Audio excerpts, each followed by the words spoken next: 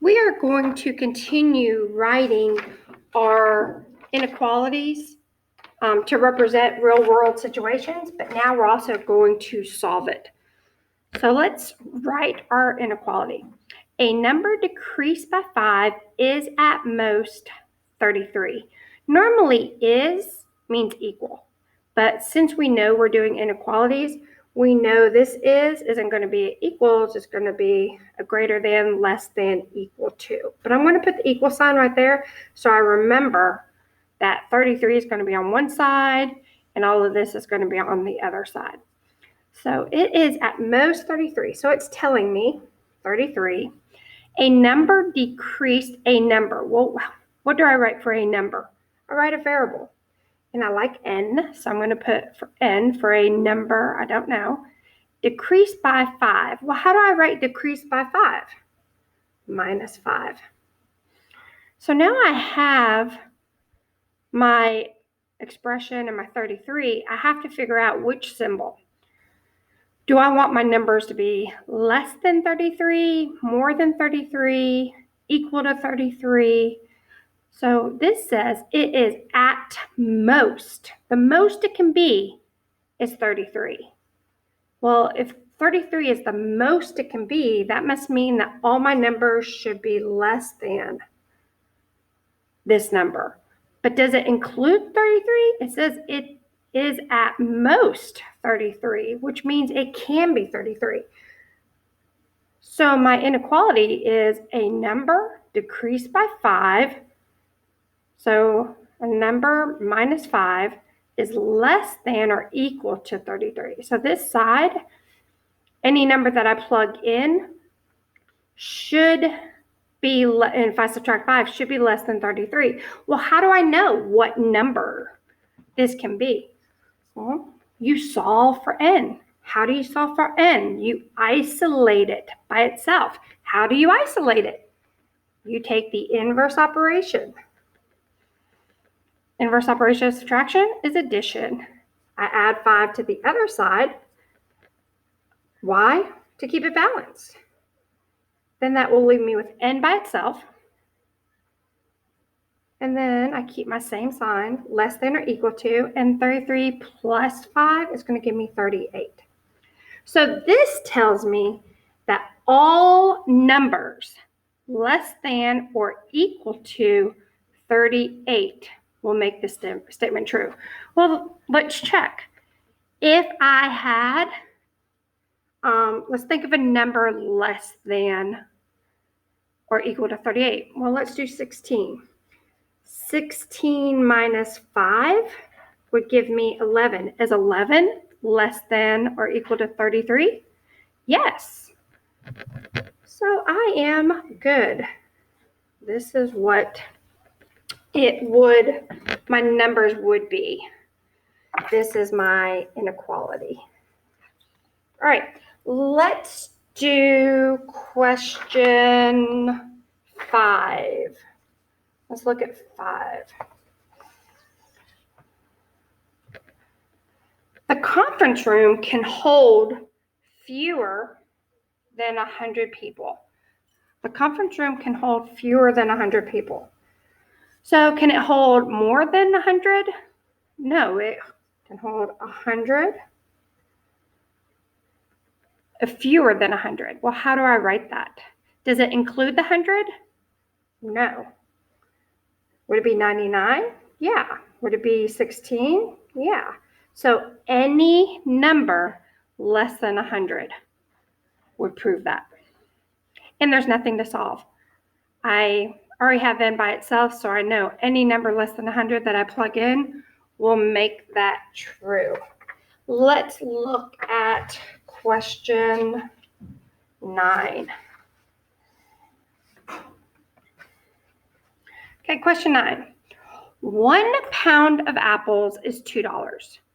You have no more than $13 to spend on apples. So how much money do you have? You do have 13. Do you have more than 13? No. So I can write my 13. And I know it's going to be, I can spend less than that or equal to that. but I can't go over the 13. Well, how do I write 1 pound of apples is $2? Well, I have to remember I need my variable. Well, what's my variable going to be? My variable should represent the number of apples I have. Number of apples. What does the 2 represent? Number of pounds of apples I have. The $2 is the cost. So for 1 pound, it's $2. For another pound, it's $2. For another pound, it's $2. Well, what is repeated addition?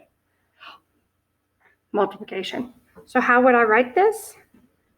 2n. And now this shows that $2 times the number of pounds of apples I have will be less than or equal to that $13. Well, how do I know what number will go into it? I solve for n.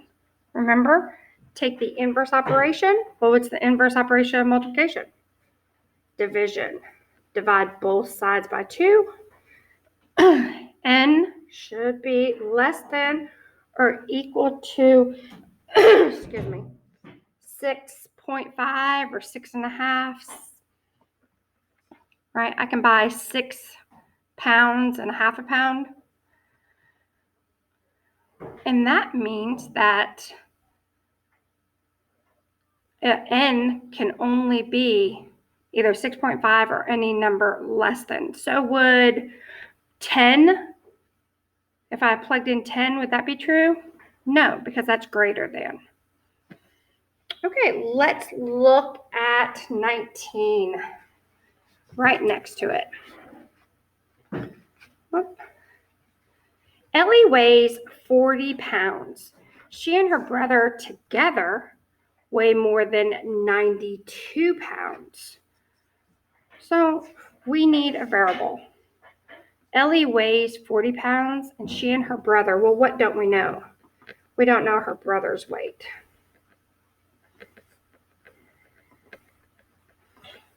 But we know that Ellie weighs 40 pounds. And we know that her brother and her weigh more than 92. Well, how do you show her weight and her brother's weight? You add them together. And then we know on the other side of our symbol it's going to be 92. Now, this says that they weigh more than 92. So they are going to weigh more than that 92. Does that include the 92? Can they weigh 92 and more? No, it says more than. So 93, 100, 1,000. So now if I was to ask you, well, what number can n be? You'd have to solve. You have to isolate your variable to answer that question. Well, what's happened in my 40? It's being added, right? It's a positive 40, so inverse operation, minus 40. Keep that inequality balanced. 40 minus 40 is 0. 0 plus n is going to give me n. And then 92 minus 40 is going to give you 52. And n can be any number greater than 52. Well, let's check if that's true. Let's say I wanted to do 51. Does 51 plus 40, is that going to be greater than? If I said 51 plus 40, that would give me 91. Is 91 greater than 92? No. It has to be greater than 52. Because if I say 52 plus 40, that will equal 92. And it can't equal it. It has to be greater than. So all numbers greater than 52. So it could be 53, it could be 103, it could be 200. All right, good job, guys.